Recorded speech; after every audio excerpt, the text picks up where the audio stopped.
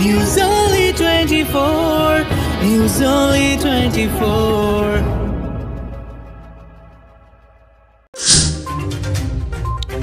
পরনে ধুতি পাঞ্জাবি, এক হাতে গীতা, আর তা নিয়েই বাঁকুড়ার জেলা শাসকের দফতরে গিয়ে মনোনয়ন জমা দিলেন বিষ্ণুপুর লোকসভার বিজেপি প্রার্থী সৌমিত্র খা।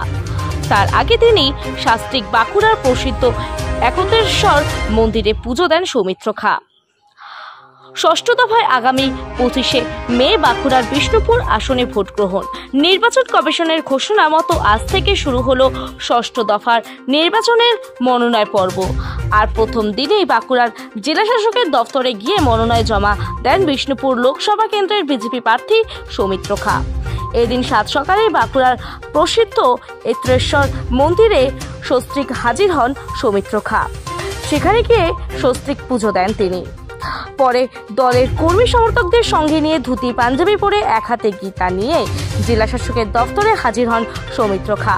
তার দাবি, ধুতি পাঞ্জাবি বাঙালির প্রথাগত ও ঐতিহ্যবাহী পোশাক, আর গীতা সত্যের প্রতীক।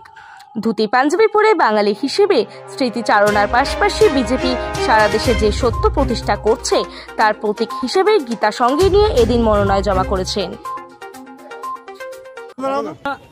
একজন বাঙালিয়ানা যে আমাদের ধুতি, যে আমাদের প্রধান পরিচ্ছদ ছিল, প্রধান যে পোশাক ছিল, সেটা পরে এসে নিজের স্মৃতিচারণ করছি। আর গীতা হচ্ছে সত্যের জয়ের সাথে সবসময় আছে।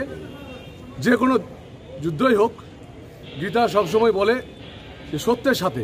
তাই আমাদের ভারতীয় জনতা পার্টি সত্যের সাথে ভারতবর্ষের কাজ করে চলেছেন। আমাদের দেশের প্রধানমন্ত্রী সত্যের সাথে কাজ করে চলেছেন। তাই গীতাকে প্রণাম করে আজকে নমিনেশন করতে এসেছি আমরা। প্রচার কিভাবে চলছে এই রোদ্দুর কারণে? প্রচার খুব আনন্দদায়ক। দেখুন, একটা কথা মানতে হবে, 5 বছরে 4টে ভোট হয়।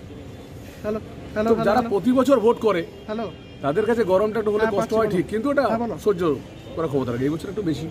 কতটা আশাবাদী? 100%। আজ সকালবেলা একতেশ্বর মন্দিরে সপরিবারে পুজো দিয়ে পরে এই নমিনেশন আসা, কি বলবেন? নিশ্চিত হবে জীবন বড় বৈচিত্র্য, জীবনকে এগিয়ে নিয়ে যাওয়া কাজ।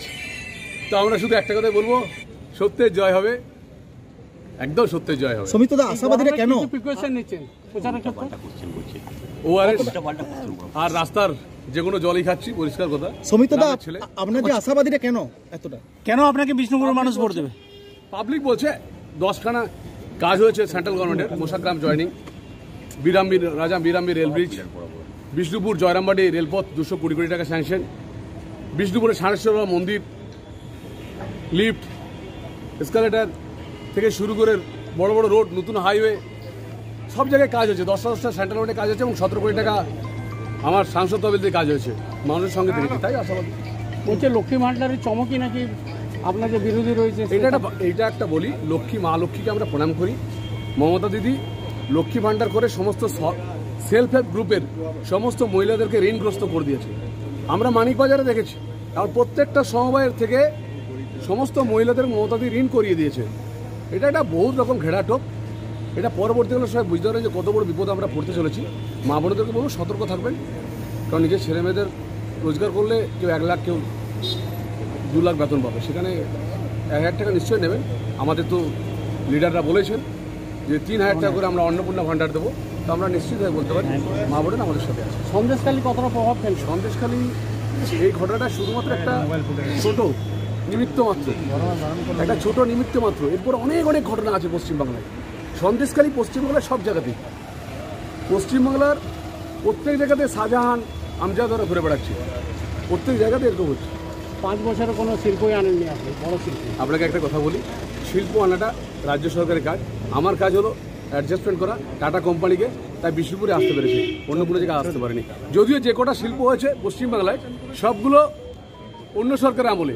কোনোটাই কোনো শিল্পাঞ্চল, কোনো শিল্প মমতা বন্দ্যোপাধ্যায় সরকার আসেনি। পুরো একটা ভাঁওতাবাজি করে চলছে। ওকে, থ্যাংক ইউ।